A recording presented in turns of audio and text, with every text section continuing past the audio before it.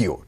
हाल ही में पेश किए गए केंद्रीय बजट में देश भर के ट्रस्ट और दानकर्ता पर लगने वाले नियमों में जिस तरह के बदलाव किए गए हैं, उससे देश भर के ट्रस्ट और चैरिटीज नाखुश हैं और इसी नाखुशी के चलते एपीपीटीसी ने मुंबई में देश भर के ट्रस्ट और चैरिटीज की एक विशेष बैठक बुलाई थी, जिसमें 250 से अधिक ट्रस्ट मौके पर मौजूद रहे और कई लोग ऑनलाइन इस बैठक का हिस्सा बने।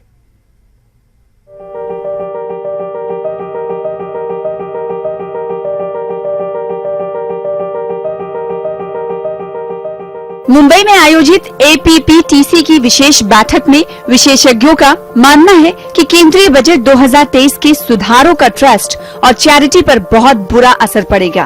बजट के अंदर ट्रस्ट और चैरिटीज पर किस तरह का बुरा असर पड़ेगा या किस तरह का नुकसान होगा, ये सुनने और जानने के लिए विभिन्न ट्रस्टों और संस्थाओं से जुड़े तकरीबन 250 से अधिक लोग बैठक में शामिल हुए।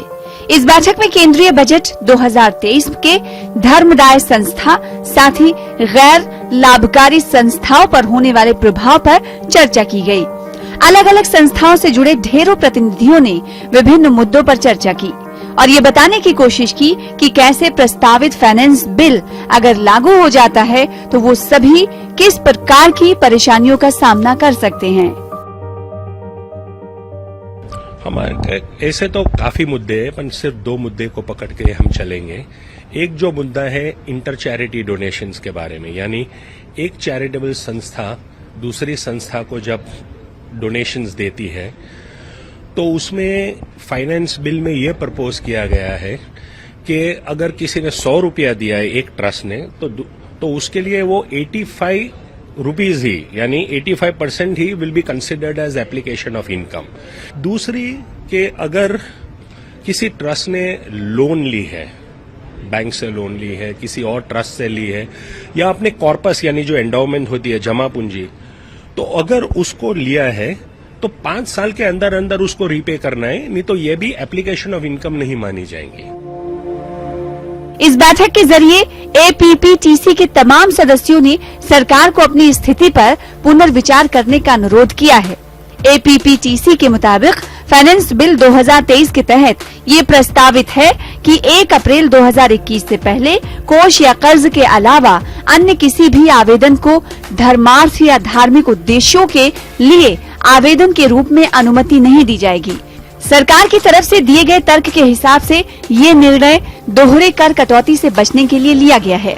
आगे जब कॉर्पस से ली गई राशि को कॉर्पस में डिपॉजिट किया जाएगा या कर्ज से आवेदन के 5 साल के भीतर कर्ज चुकाया जाता है, तब राशि कटौती की अनुमति दी जाएगी। इस बारे में सुप्रीम कोर्ट ऑफ इंडिया के वरिष्ठ अधिवक्ता फिरोज अंधियारुजिना ने कहा कि हमारे विचार में प्रत्येक मामले में 1 अप्रैल 2021 से पहले ऋण से प्राप्त व्यय को धारा 11(1) के तहत आय के रूप में दावा किया गया है, इसलिए इस तरह का निर्णय लेना गलत होगा।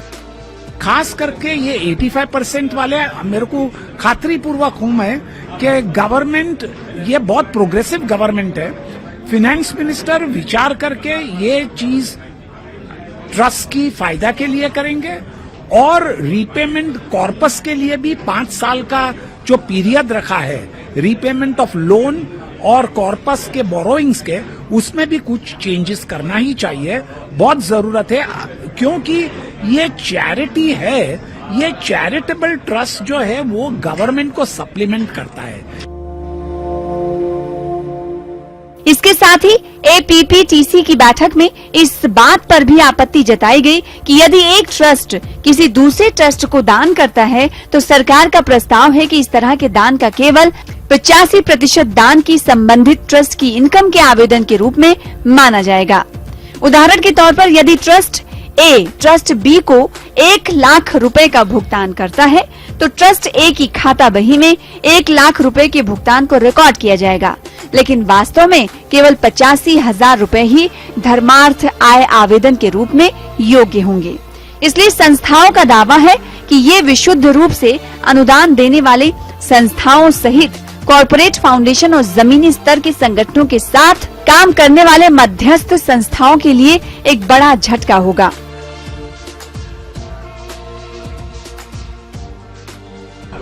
जो ट्रस्ट विलेज में है, गांव में है, जहां बहुत जरूरत है, वो ट्रस्ट को डोनेशन देते हैं। मेमोरेंडम में लिखा है कि उसमें लेयर्स हो, यानी वो ट्रस्ट दूसरे ट्रस्ट को देता है कि एक ट्रस्ट ने दूसरी ज्यादा ट्रस्ट क्रिएट किया है।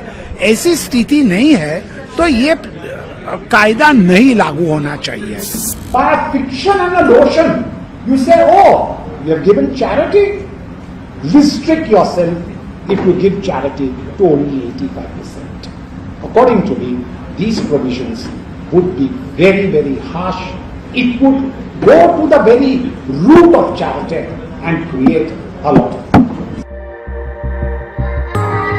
बैठक में इस बात पर कड़ी आपत्ति दर्ज की गई कि ट्रस्ट को दान दिया जाता है तो 15% लागत को अस्वीकार करने का मतलब अनावश्यक रूप से छोटे संस्थाओं का बिना कारण धन फंसाना और उनके संसाधनों और नेटवर्क को प्रतिबंधित करना होगा। जल्द ही बैठक में शामिल 250 से ज्यादा ट्रस्ट, साथ ही देश भर से जितने भी ट्रस्ट अन्य हैं, उन सभी को साथ लेकर एपीपीटीसी केंद्रीय वित्त मंत्री निर्मला सीतारमण को इस पूरे मामले को लेकर एक श्वेत पत्र का ज्ञापन सौंपेंगी और देश भर की ट्रस्ट और चैरिटीज के सिर पर खड़ी इस मुसीबत में सुधार करने का अनुरोध करेंगी। हम लोग तैयार करेंगे पेटिशन, व्हाइट पेपर तैयार हो गया है और वो हम दूसरा मेंबर्स मिलके मिनिस्ट्री ऑफ फाइनेंस में हम पेश करेंगे और चाहते हैं कि वो हमारी जो अपील है, हमारी जो रिक्वेस्ट है, वो कबूल हो जाएगी और हमको राहत मिलेगी। प्राप्त जानकारी के मुताबिक श्वेत पत्र तैयार कर लिया गया है और इसे केंद्र सरकार को जल्द ही सौंपा जाएगा। अब देश भर के ट्रस्ट और चैरिटीज की नजर केंद्र सरकार पर है कि वो इनके अनुरोध पर क्या निर्णय लेती हैं। मुंबई से सर्वेश तिवारी की रिपोर्ट।